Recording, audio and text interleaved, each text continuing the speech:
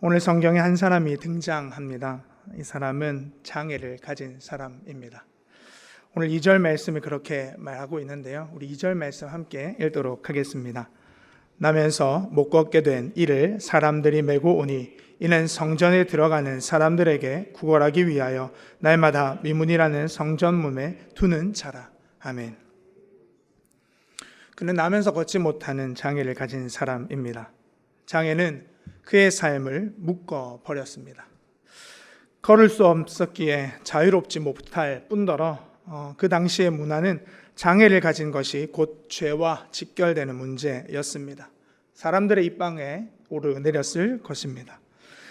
요한복음 9장에 보면 날마다 날때부터 맹인된 사람이 나오는데 제자들의 질문이 그러했습니다. 랍비여, 이 사람의 맹인으로 태어난 것이 누구의 죄로 인함입니까? 자기입니까? 부모입니까? 그 당시 사람들의 관점을 볼 수 있죠. 제자들이 질문했다는 것이 아이러니하지만 그 당시의 모든 문화 속에 사람들의 관점은 거기에 갇혀 있습니다.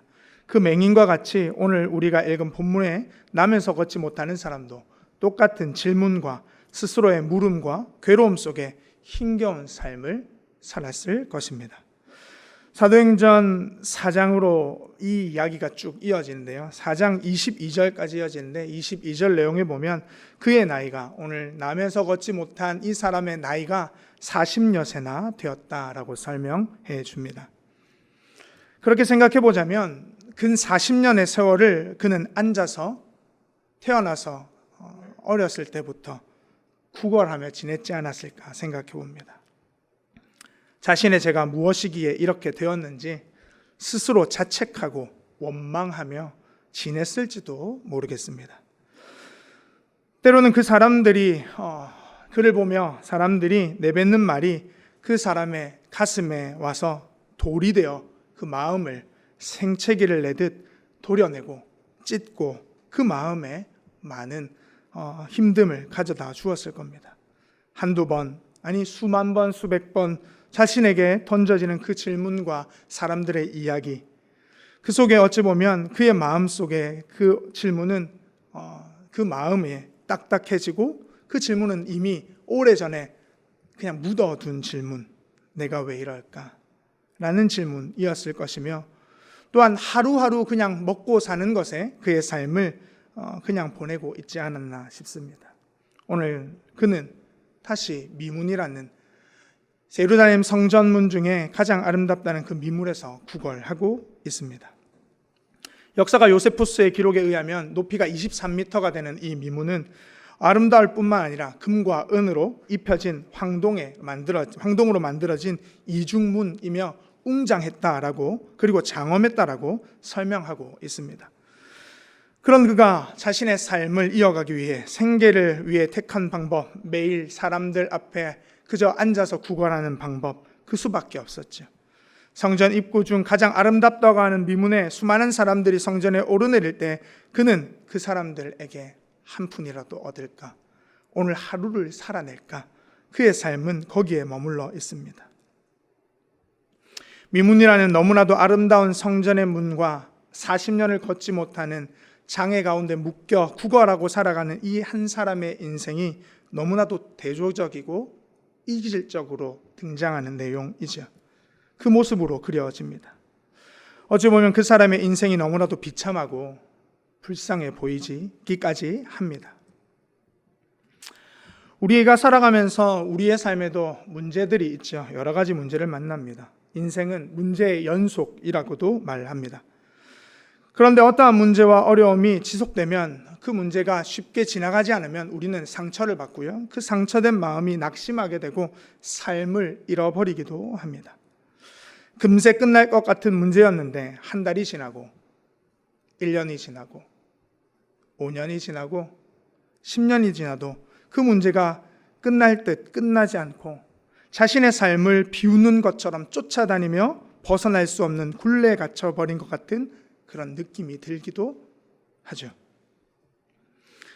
어찌 보면 작은 문제이든 큰 문제이든, 그리고 금세 끝난 문제이든 길게 나를 괴롭히는 문제이든 모두 다 그 문제, 어려움은 우리의 삶을 힘겹게 합니다.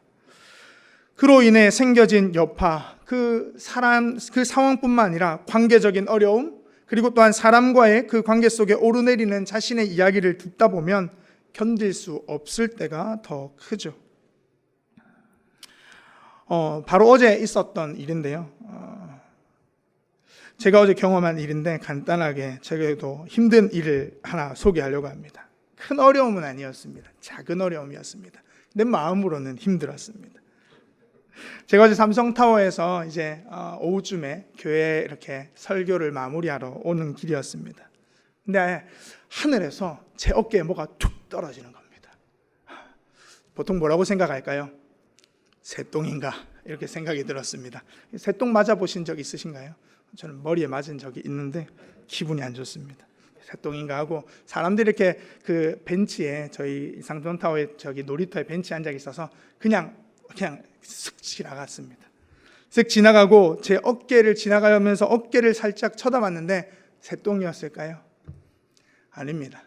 고등어 등 가시가 제 어깨를 타고 떨어졌습니다. 어떻게 알았냐면 제가 두 발짝을 걷는데 그 앞에 가시가 떨어져 있더라고요. 제 어깨에는 그 살점들이 다 튀어 있었고 목에도 묻어 있었습니다. 누군가가 위에서 던진 것이죠. 저를 맞추려고 던졌는지는 그렇지 않으리라 생각하지만 누군가가 던져서 제 어깨에 맞았습니다. 제 기분이 좋았을까요? 그렇진 않았겠죠. 네, 순간 감정이 팍 상하더라고요. 누가? 이러면서 모퉁이를 돌면서 제가 뒤를 확 돌아보고 뭐라 그랬을까요? 크게 아무 소리 못했습니다. 허공에 대고 뭐라고 얘기하겠습니까? 누가 뭐 창밖으로 더 쳐다보는 것도 어디 몇 층에서 떨어지는지도 알지 못하는데 그냥 화가 나서 뒤만 한번 돌아보고 교회로 그대로 왔습니다. 교회에 와서 어깨에 묻은 것, 목에 묻은 것 닦아내고 설교 준비를 하고 앉았는데 마음이 어땠을까요?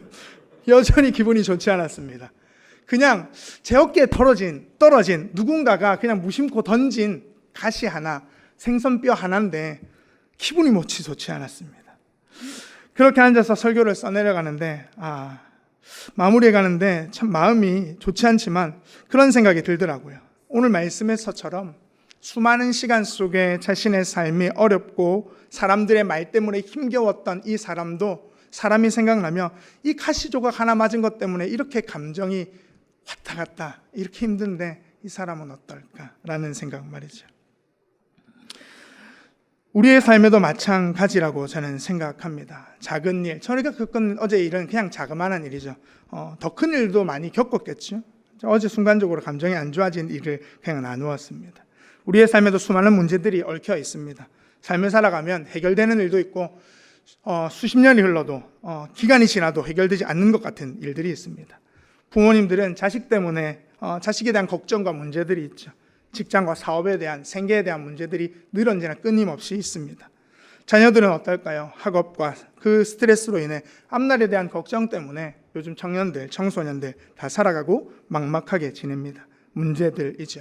문제를 열거하자면 수없이 많을 겁니다. 수없이 많은 문제들이 하루하루 겹겹이 쌓여 우리의 삶을 묶어내고 틀어막고 가두는 것 같습니다. 무엇보다도 지금은 전 세계적으로 어려운 시기죠. 코로나19 시대를 겪고 있습니다.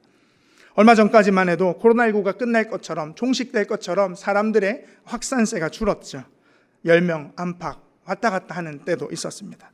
그러나 이 근래에 한 2주 사이에 수많은 사람들의 감염의 확산세가 늘어나고 우리는 다시 온라인 예배로 전환하게 되었죠.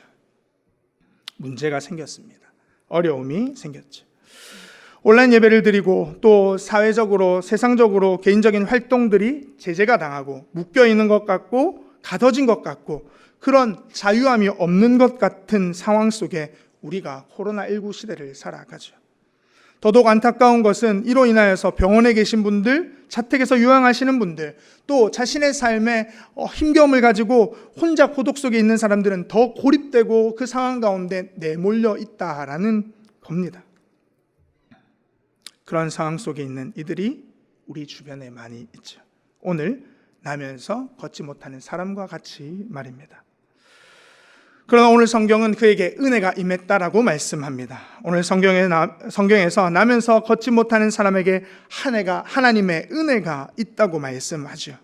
초대교회의 두 지도자인 베드로와 요한이 등장합니다. 우리 1절 말씀인데요, 함께 읽도록 하겠습니다. 제9시 기도 시간에 베드로와 요한이 성전에 올라갈새. 아멘. 베드로 요한은 제9시 현재 시간으로 보면 오후 3시입니다. 성전에 기도하러 올라갔습니다. 베드로와 요한이 그 미문을 지날 때 나면서 걷지 못하는 사람이 베드로와 요한에게 구걸합니다. 3절 말씀에 이렇게 말합니다. 그가 베드로와 요한이 성전에 올라가려 함을 보고 구걸하거늘. 수많은 사람들이 그 미문을 지나 다녔을 겁니다. 미문을 왔다 갔다 할 때 그 구걸하는 사람은 어떠한 사람이든 간에 내 삶에 도움이 되는 사람, 나를 도와줄 사람, 내 삶에 돈이라도 조금 이렇게 줄 사람을 바라보고 있었죠. 그 수많은 사람 중에 베드로와 요한에게도 구걸하였습니다. 그런데 여기서 베드로와 요한은 그를 그냥 지나치지 않죠. 4절 말씀에 그를 주목하여 베드로와 요한이 그를 주목합니다. 주목하여 보고 그에게 이렇게 말하죠. 우리를 보라 라고 말입니다. 그 사람은 무엇을 얻을까 하여 고개를 들어 베드로와 요한을 바라봅니다. 돈을 얻을까? 나를 도와줄 무언가 주지 않을까? 라고 말입니다. 나에게 얼마를 주어 내가 오늘 하루 살, 그리고 내 가족들이 함께 먹을 그 양식을 채울 무언가를 주지 않을까라는 기대로 베드로와 요한을 바라봅니다. 그가 원했던 것은 그저 하루 먹고 살 생계를 유지할 돈 몇 푼이었을지 모릅니다. 그런 그에게 베드로는 이렇게 말합니다. 6절 말씀 함께 읽도록 하겠습니다. 베드로가 이르되 은과 금은 내게 없거니와 내게 있는 이것을 내게 주노니 나사렛 예수 그리스도의 이름으로 일어나 걸으라 하고. 아멘.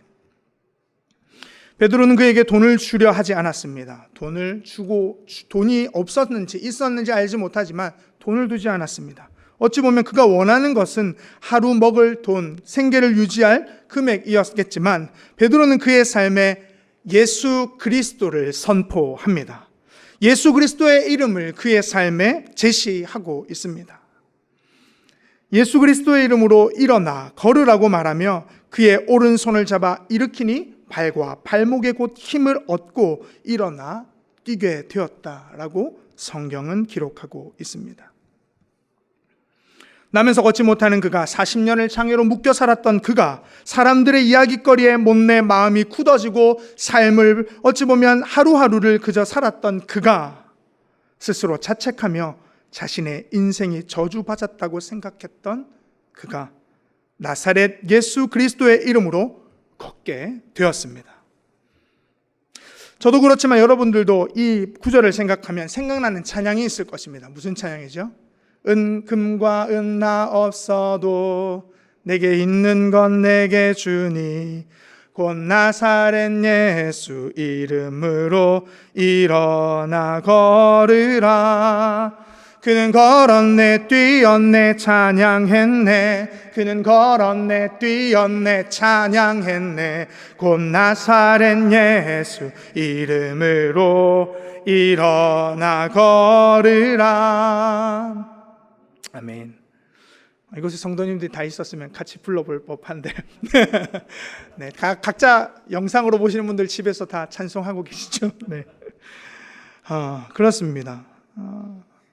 그의 인생에 필요한 것은 돈이기 전에 그의 삶을 묶어두었던 것으로부터의 자유함이었습니다. 그를 묶어두었던 장애, 삶의 문제가 풀어졌습니다. 그의 삶에 하나님의 은혜가 채워지고 그는 자유하게 되었으며 그가 한 번도 자신의 발로 걸어 들어가 보지 못했던 성전에 들어가 하나님을 찬송합니다. 감격스러운 이야기이죠. 감격스러운 초대교회의 귀한 사건입니다. 예수 그리스도의 이름에는 치유함, 자유함이 있습니다. 사도행전을 쓴 누가는 이 사건을 조명하며 부각시켜 보여주고 있음을 우리는 알 수 있습니다. 우리가 읽었던 3장 2장에 보면 제자들은 성령의 기름을 받습니다. 성령이 임하여서 그들이 기도하는 곳에 성령이 임한 그들의 삶이 확 바뀌는 것을 경험하게 됩니다. 성령으로 임한 그들의 삶은 그전에 경험하지 못했던 베드로와 요한과 그 제자들이 경험하지 못했던 성령의 이끌림을 받는 삶으로 조명하고 있죠. 그런 뒤 등장하는 내용이 오늘 3장에 미문에 앉아있던 걷지 못하던 그 사람이 걷게 된 사건이라는 것은 하나님이 우리의 인생에 믿지 못하고 깨닫지 못하는 자유함이 없고 묶인 인생에 무엇을 하고자 하시는지를 명확하게 보여주는 장면인 것이죠. 예수님께서 이 땅에 오셔서 하신 말씀과 행하셨던 일이 제자들에게도 사도들에게도 동일하게 나타나고 있음을 보여주는 내용입니다. 사건입니다. 누가복음 4장에 보면 마귀에게 시험을 받고 난 뒤 갈릴리 회당에서 말씀을 펴서 읽으신 예수님의 기록이 나옵니다. 누가복음 4장 16절에서 21절인데요. 제가 읽어 드리도록 하겠습니다.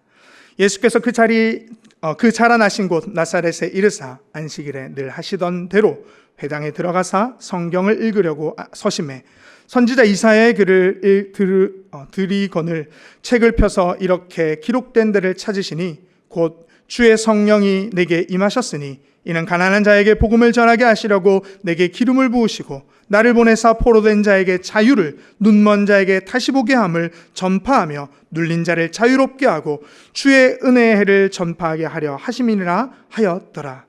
책을 덮어 그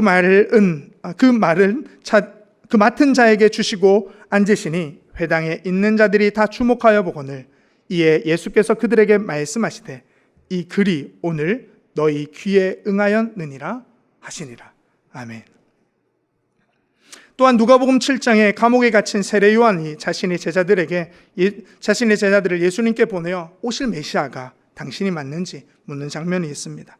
그때 예수님께서 세례 요한의 제자들에게 이렇게 대답하셨습니다. 누가복음 7장 21절과 22절에 보면 마침 그때에 예수께서 질병과 고통과 및 악귀 들린 자를 많이 고치시며 또 많은 맹인을 보게 하신지라. 예수께서 대답하여 이르시되 너희가 가서 보고 들은 것을 요한에게 알리되 맹인이 보며 못 걷는 사람이 걸으며 나병 환자가 깨끗함을 받으며 귀먹은 사람이 들으며 죽은 자가 살아나며 가난한 자에게 복음이 전파된다 하라. 아멘. 이렇듯 예수 그리스도께서는 묶였던 자들을 자유케 하기 위하여 이 땅에 오셨습니다. 그의 동일하게 사도행전을 기록하고 있는 누가는 제자들에게도 그 묶였던 것 그리고 갇혔던 것 그 모든 것들을 풀어내어 자유롭게 하는 예수 그리스도의 행하심과 능력이 제자들에게도 나타났더라 라고 명확하게 부각시켜 오늘 사건을 기록하고 있죠. 죄에 묶인 사람, 질병에 묶인 사람, 환경과 상황에 묶인 사람, 관계에 묶인 사람, 그 모든 묶인 것에서 우리를 자유케 하기 위하여 예수 그리스도께서 오셨다라는 말입니다. 나면서 걷지 못하는 사람이 걷게 됨으로 인하여 사람들이 놀랍게 여기고 베드로와 요한을 주목합니다. 그때 베드로가 이렇게 말하죠. 사도행전 3장 13절과 16절에 이렇게 말합니다. 베드로가 이것을 보고 백성에게 말하되 이스라엘 사람들아 이 일을 왜 놀랍게 여기느냐? 우리 개인의 권능과 경건으로 이 사람을 걷게 한 것처럼 왜 우리를 주목하느냐? 그 이름을 믿음으로 그 이름이 너희가 보고 아는 이 사람을 성하게 하였나니 예수로 말미암아 난 믿음이 너희 모든 사람 앞에서 이같이 완전히 낫게 하였느니라. 아멘. 우리는 베드로와 요한을 주목할 수 있습니다. 그들이 성령을 받아 행한 일에 대해서 주목할 수 있습니다.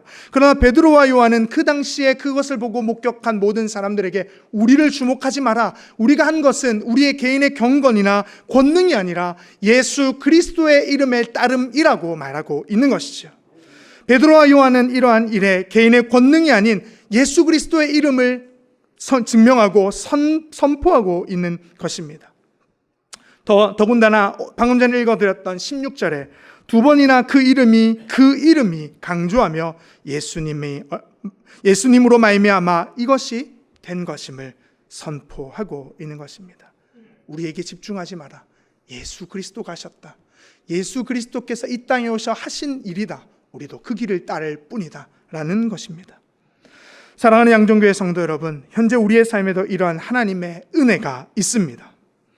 현실은 코로나19 같고 내 삶의 개인적인 문제, 또한 가정의 문제, 교회의 문제, 사회의 문제가 우리를 얽어매어 묶어두는 것 같지만 우리도 예수 그리스도의 이름으로 자유케 되었습니다. 묶였던 것들이 풀려졌습니다. 우리를 얽어맸던 것이 완전히 없어졌고 죄에서 자유함을 얻게 된 것, 이것이 하나님의 은혜임을 믿으시길 바랍니다.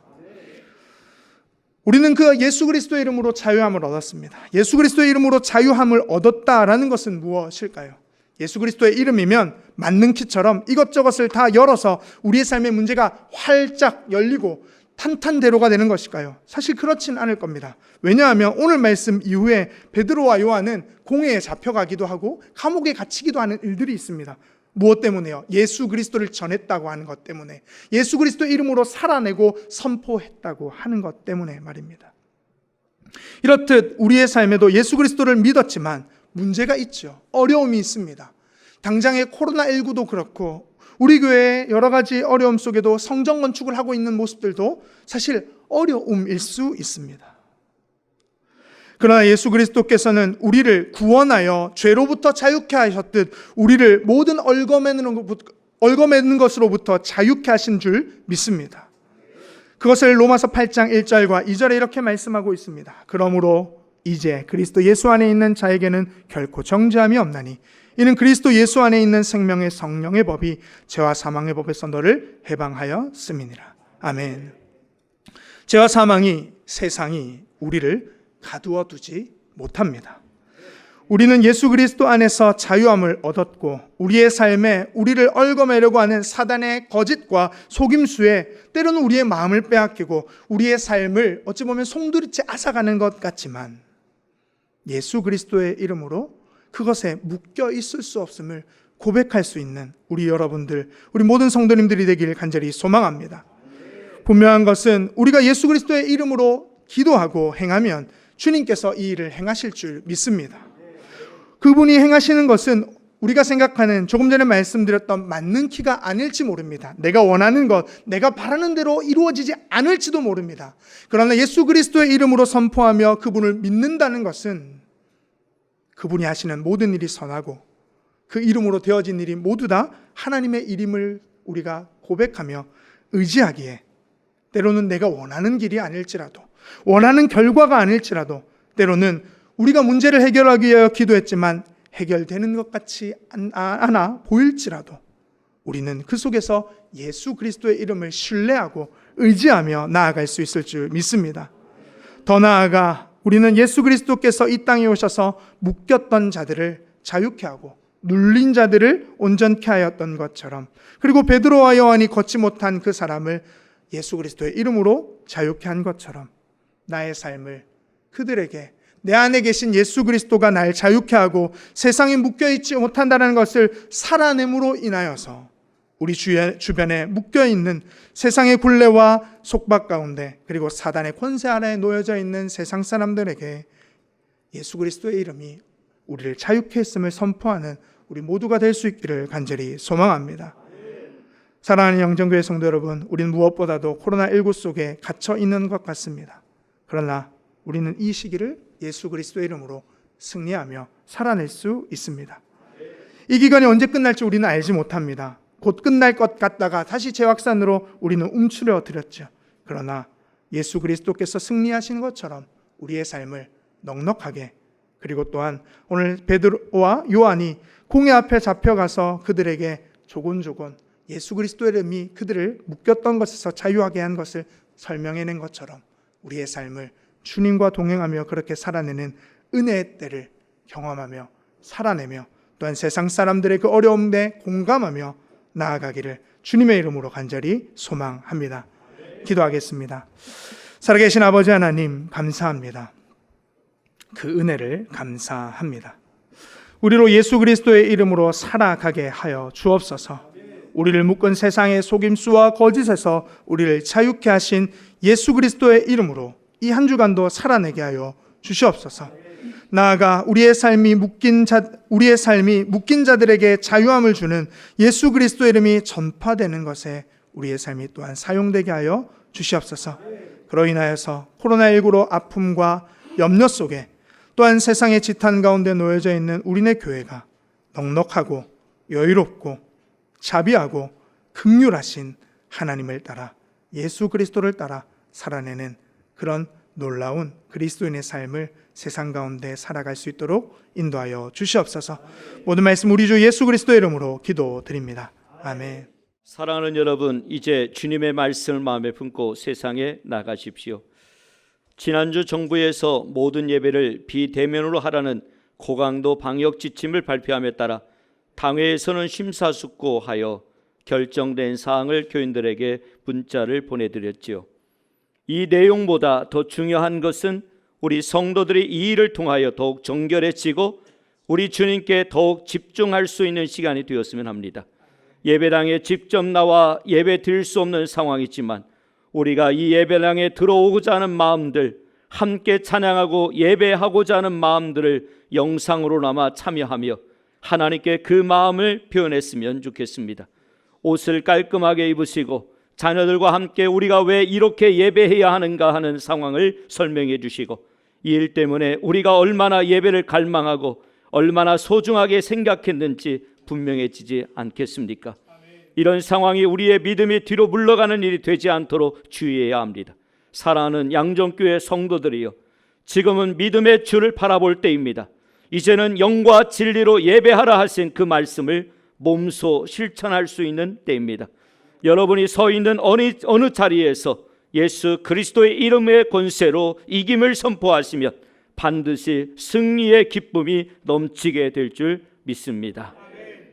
이제는 수없이 찔려오는 가시로 생채기가 생겨 힘든 우리를 깊이 공감해 주시며 다가오신 우리 주 예수 그리스도의 넓으신 은혜와 나면서부터 못 걷게 된 이의 아픔을 주목하며 고쳐 자유케 하시는 하나님의 한량없는 사랑하심과 예수의 이름의 권세를 선포할 때 능력으로 임하여 주시는 성령의 감동감화 역사하심이 오늘 말씀을 듣고 코로나 재확산으로 힘겨움에 놓인 이들에게 예수 그리스도의 이름을 선포하며 자유케 하기로 다짐하고 돌아가는 양정교회 모든 성도들의 삶의 자리 위에 무너진 성전을 바라보며 마음의 성전에 마음을 두었던 이스라엘 백성들과 같이 다시 함께 모일 그날까지 각자의 자리에서 예배자로 온전히 서는 모든 성도님들과